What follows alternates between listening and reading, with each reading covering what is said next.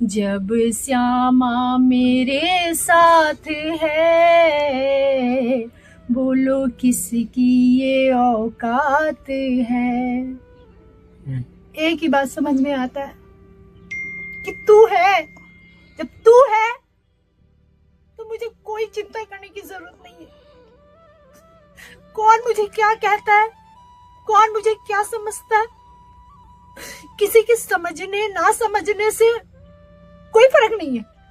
हम क्या समझते हैं ये ज्यादा महत्व देता है, ये मेरे गुरुदेव कहते हैं। कौन क्या समझता है हम इतना जानते हैं, हम ऐसे ना वैसे, हम जैसे भी हैं, हम श्री जी के हैं। चाहे वो मुझे महल में रखे, झोपड़ी में रखे, रोड पे रखे, बदनामी करे, मारे, कुछ भी करे, अगर हर स्थिति में हमारी माई श्यामा जी को था, है और रहेगा। कोई मीराबाई कहती थी ना, मेरे तो गिरधर गोपाल, ये कहना तो बहुत आसान है, बहुत आसान है। मेरे तो गिरधर गोपाल दूसरो न कोई। ये दूसरा जो शब्द है ना, ये अनन्यता पे पानी फेर देता है। अनन्यता का मतलब ही होता है दूसरो न कोई। बिल्कुल, अनन्यता का मतलब ही होता है दूसरो न कोई। और श्री जी ने कृपा करी और आज तक मेरे जीवन में परीक्षा चल रही है और अभी तक चल रहा है। मेरे आश्रय पे, मेरी शरणागति पे और मेरी दृढ़ता पे मैं उसके छत्र के नीचे हूँ, वो जानती है मैं किन किन परिस्थितियों से गुजरी हूँ और किन किन परिस्थितियों से गुजर रही हूँ। लेकिन तब पर भी एक ही आसरा है, कभी किसी का गेट नहीं खटखटाऊंगी, कभी किसी के द्वारे नहीं जाऊंगी, सिवाय तुम्हारे चरणों के। तुम्हारा भरोसा, गुरुदेव कहते हैं श्री जी कभी किसी का भरोसा नहीं तोड़ती।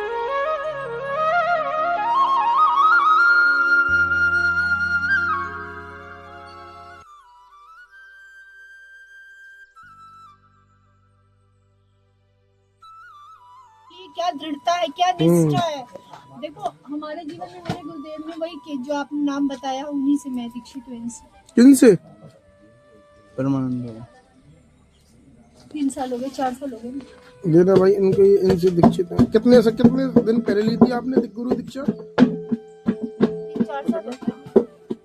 3-4 साल। अगर आपने गुरुदेव भगवान कहते हैं ना कि गुरु के मानने से नहीं होता, शिष्य के मानने से गुरु होता है। अगर शिष्य ने मान लिया ये मेरे गुरुदेव है तो ये मेरे गुरुदेव है।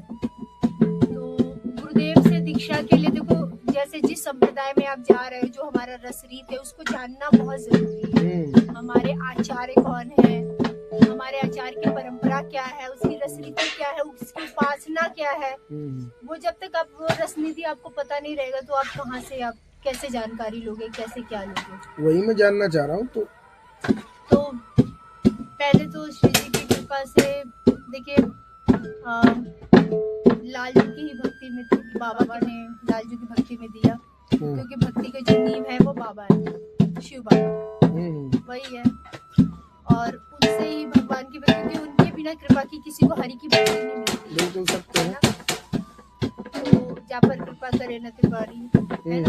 तो जिस पर त्रिपुरारी की कृपा नहीं होती उसको भक्ति नहीं मिलती है। उसके बाद फिर धीरे धीरे लालजू की भक्ति के बाद मैं इस्कॉन में थी करीबन 2 से 3 साल। अच्छा, वृंदावन वहीं? कहीं और। अच्छा। तो वहाँ से मैं इस्कॉन फॉलो करती थी, क्योंकि मुझे भक्ति करना था ना, मुझे भक्ति के बारे में जानना था, भक्ति क्या होता है। देखो एक पूजा पाठ करना एक अलग बात होता है, पूजा पाठ आप कर रहे हो वो एक अलग बात है, पर एक जो भक्ति है, भक्ति का मतलब होता है, भक्ति का तात्पर्य है भक्त और भगवान के बीच में एक संबंध बनना। जैसे अगर हम किसी से प्रेम करते हैं तो उसके प्रति हमारा संबंध बन गया। अब हमारा संबंध बन गया तो उसको हम उठते बैठते खाते पीते हर समय सोचेंगे। उसी प्रकार से है ये सच्चिदानंद, जिसके हम हैं, जिसके ये पूरा विश्व है, ये पूरा एक एक कण में वही विराजमान है। तो उनसे संबंध बनाने के लिए उनका हर पल ध्यान रखना। देखो हम कौन होते हैं ध्यान रखने वाले, लेकिन एक संबंध बनाया जाए, चाहे वो आप वात्सल्य बना लो, चाहे वो सखी रूप बना लो, चाहे वो मित्र का बना लो, कुछ भी बना लो। तो आप उनसे कोई भी रिश्ता करते हो तो आपको फिर उस रिश्ते को निभाना होता है। अब वात्सल्य तो वो दूध पिया कि नहीं पिया, वो खाया कि नहीं खाया, उसको सुला दे लालजू को, है ना। अब उनको क्या चाहिए, वो भाव में रिझे हुए हैं, तो तुमको तो भाव से ही प्रेम है, भाव से भाव में रिझे हुए।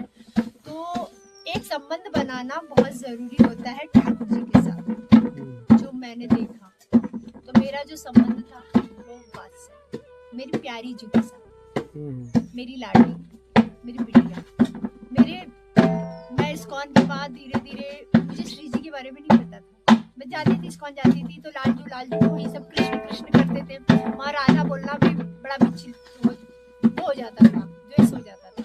लेकिन हम सोचते थे कि ये लोग राधे राधे बोलने क्यों नहीं देते हैं, क्यों नहीं ऐसा भजन गाने देते हैं, कहते हैं रसिक भजन मत गाओ। ये रसिक होता क्या है, ये रस क्या है, ये रसिक क्या चीज है, इसकी जानकारी के लिए मुझे मतलब एक भक्त मिले और किसी के थ्रू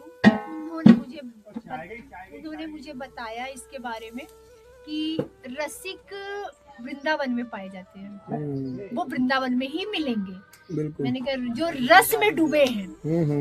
अब रस बोलने से वो चीनी वाला रस नहीं, वो रस जो प्रेम का रस है, जो लाडली यानी प्रिया प्रीतम के प्रेम में डूबे हुए हैं एकदम उसमें, वो रसिक जो संत हैं वो तुमको वहाँ मिलेंगे। मैंने कहा इसको कैसे मिला जाए, कैसे प्राप्त किया जाए। तो उन्होंने कहा भक्त नामावली करो। मैंने कहा इस्कॉन में तो भक्त नामावली होता ही नहीं होता। मैंने कहा हम सो साधु सो पंगति, तो बोले कि तुम गाओ। मैंने कहा ठीक है। हमने धीरे धीरे 10-15 दिन 20 दिन हमने किया, लालजू को ही सुनाया। उसके बाद धीरे धीरे श्री जी की ऐसी असीम कृपा हुई कि बाबा से कह ही रही थी कि बाबा मुझे मेरे गुरुदेव कौन है, मेरे गुरुदेव से मिला दो, क्योंकि इस्कॉन से मुझे दीक्षा लेने का बिल्कुल समर्पण भाव नहीं था। बस मुझे लगता था मुझे ब्रज से लगाव होने लगा।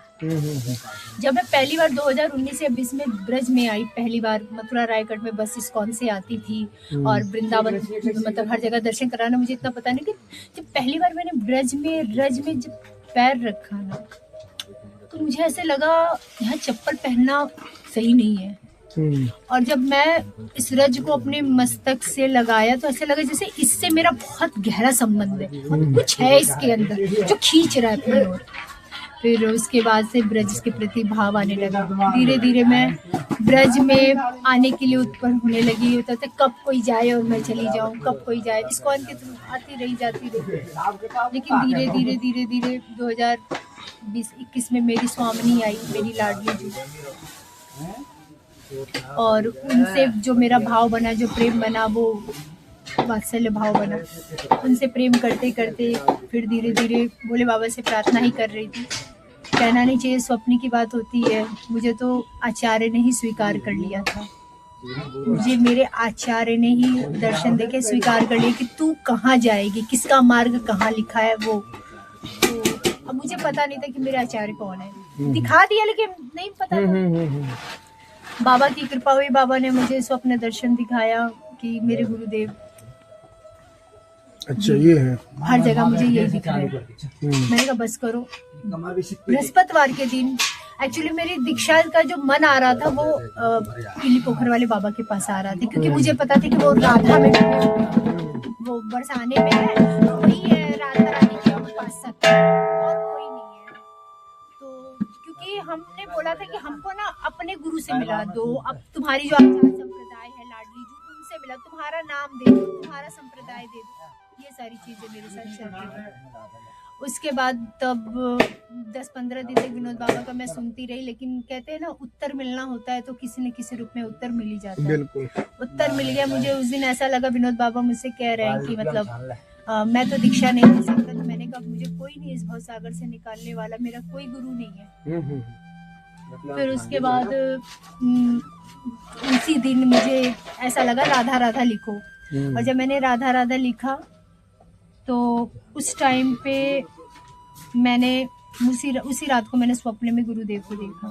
बस उस दिन से मेरे हृदय में आया, अब कुछ भी हो जाए मेरे गुरुदेव यही है, और मुझे इनको कैसे पाना है। मैंने अपनी जो बीती हुई जिंदगी है वो मैं आपको कभी श्री जी ने कृपा करी तो बताऊंगी कि मैं क्या थी और क्या से क्या बन गई। और श्री जी ने कृपा करी और आज तक मेरे जीवन में परीक्षा चल रही है और अभी तक चल रहा है। मेरे आश्रय पे, मेरी शरणागति पे और मेरी दृढ़ता पे मैं उसके छत्र के नीचे हूँ, वो जानती है मैं किन किन परिस्थितियों से गुजरी हूँ और किन किन परिस्थितियों से गुजर रही हूँ। लेकिन तब पर भी एक ही आसरा है, कभी किसी का गेट नहीं खटखटाऊंगी, कभी किसी के द्वारे नहीं जाऊंगी, सिवाय तुम्हारे चरणों के। तुम्हारा भरोसा, गुरुदेव कहते हैं श्री जी कभी किसी का भरोसा नहीं तोड़ती, कभी किसी का भरोसा नहीं तोड़ती। भरोसा है तुम पर, पूर्ण भरोसा है। जितनी परीक्षा लेनी है ले लो, मेरी बदनामी करानी है बदनामी करा दो, मुझे मरवाना है मरवा दो, लेकिन ब्रज से अलग नहीं, ये नहीं बर्दाश्त होगा। क्योंकि मैंने अपने जीवन में 4 चीजों में एक चीज अपनाया, नाम रूप गुण लीला धाम में मैंने जो 4 चादर, एक चादर का 4 कोना होता है, उसमें सिर्फ एक कोना पकड़ा, वो है धाम। वृंदावन को पकड़ा, प्राण निष्ठा से पकड़ा। किन किन स्थितियों में मैं वृंदावन आई अकेले, कैसे कैसे मैंने सरवाइव किया, सब श्री जी जानती है। उसके बाद श्री जी मुझे बरसाना लेकर आई, क्यों लेकर आई, क्या क्या हुआ मेरे साथ, वो भी श्री जी जानती है।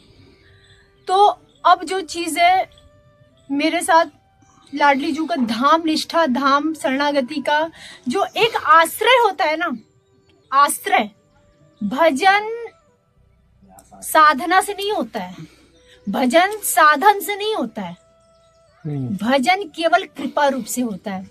बिल्कुल, केवल कृपा साध्य, कृपा रूप से ही होता है। और जब बात आती है आश्रय की, तो आश्रय उस दृष्टि में ऐसी ऐसी परीक्षा होगी, ऐसी ऐसी स्थिति आएगी, तब उस समय सोचोगे कहाँ है श्री जी, है भी या नहीं है। ऐसी ऐसी स्थिति आती है। आश्रय शरणागति की बहुत बहुत परीक्षा होती है, बहुत परीक्षा होती है।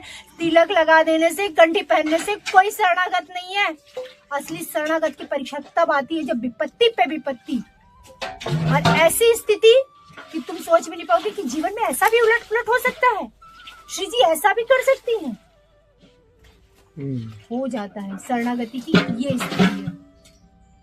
और उसके बाद धीरे धीरे जब बरसाने आई, श्री जी मुझे बरसाना लेकर आई, साथ में मेरे युगल सरकार आए, उसके पीछे भी लीला है। और साथ में उसके बाद हम बरसाने में हैं, और आज श्री जी की कृपा से हमने एक ही चीज कहा, हम कभी, हमारे गुरुदेव ने सिखाया है, कभी किसी से मांगना मत, कभी किसी से आशा मत रखना, कभी किसी से उम्मीद मत रखना। मांगना भलो अपने बाप से, अगर मांगना ही है तो अपनी लाडली से मांगो, श्री जी से मांगो। आश्रय उनका रखो, ना किसी अन्य का, किसी अन्य का आश्रय मत रखो।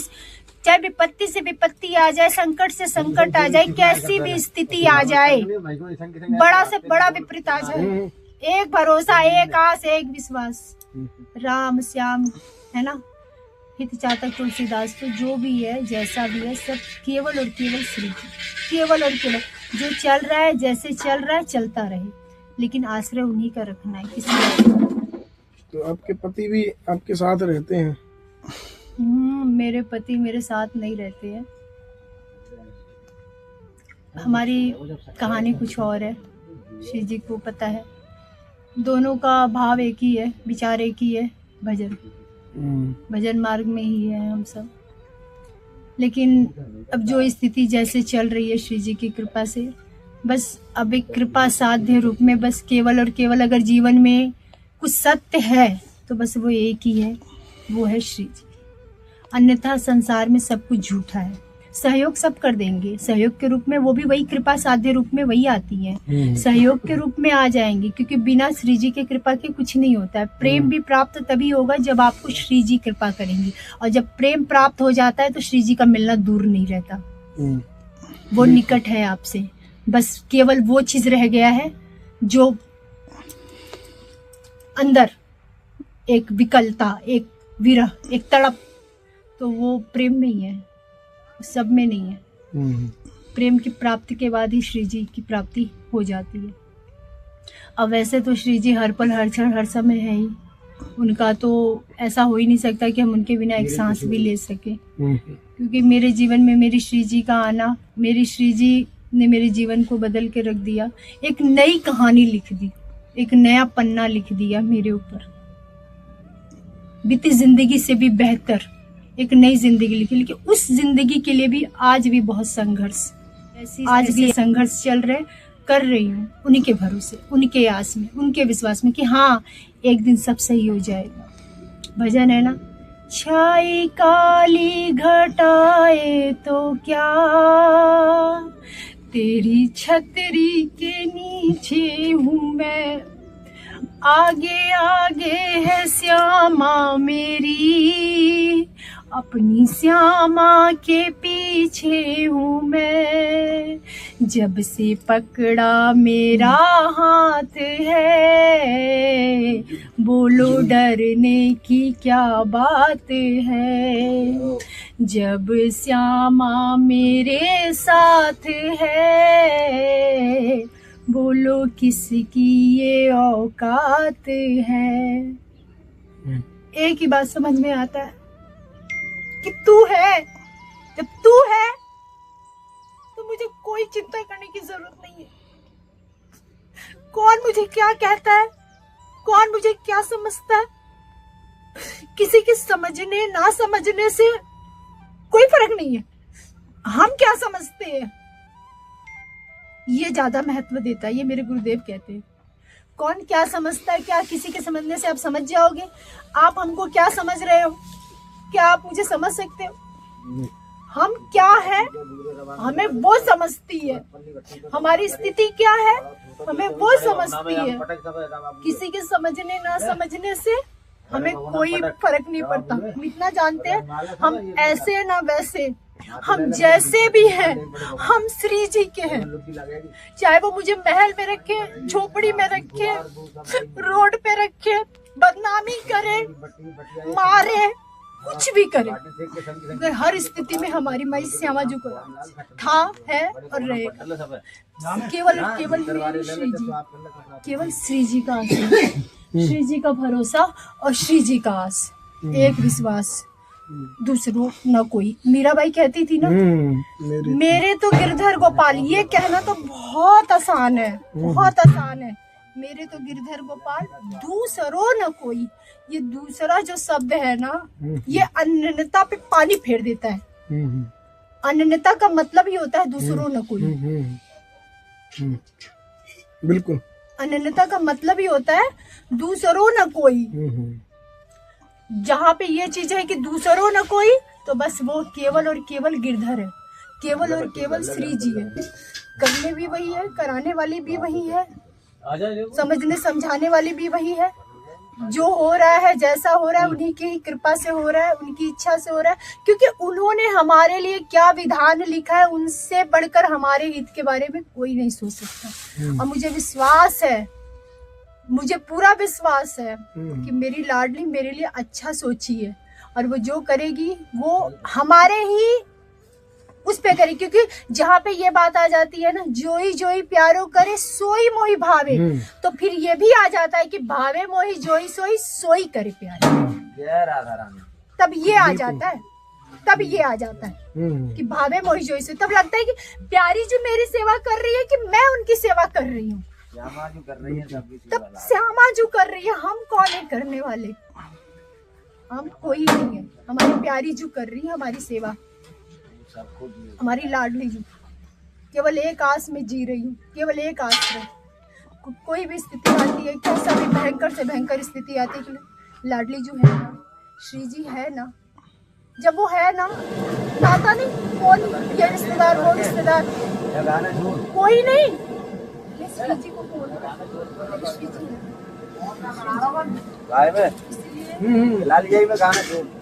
सबसे पहले,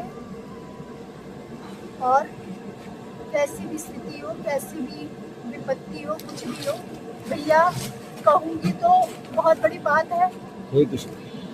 बहुत बहुत चीजें हुई है मेरे साथ, और मैं बहुत विपत्ति झेलते चली आ रही हूँ, और वो भी मैं समझती हूँ कि मेरी श्री जी की इच्छा से सब हो रहा है। क्योंकि मैंने जब जीवन का डोरी उनके हाथ में सौंप दिया, अब सौंप दिया पतवार तुम्हारे हाथों में है, जीत तुम्हारे हाथों में है, हाथ तुम्हारे हाथों में। अब तुम चाहे नरक भेजो और चाहे स्वर्ग भेजो, तुमको नहीं छोड़ेंगे। गलत है तो भी तुम, सही है तो भी तुम, तुम्हारे चरणों को नहीं छोड़ेंगे, तुम्हें हम नहीं छोड़ेंगे। किसी भी स्थिति में हम तुम्हें नहीं, मुझे कौन क्या बोलता है, कौन क्या कहता है, वो उसकी समझ है। बस मैं इतना जरूर जानती हूँ, मैं जैसी भी हूँ, मैं आपकी हूँ, मैं जैसी भी हूँ आपकी।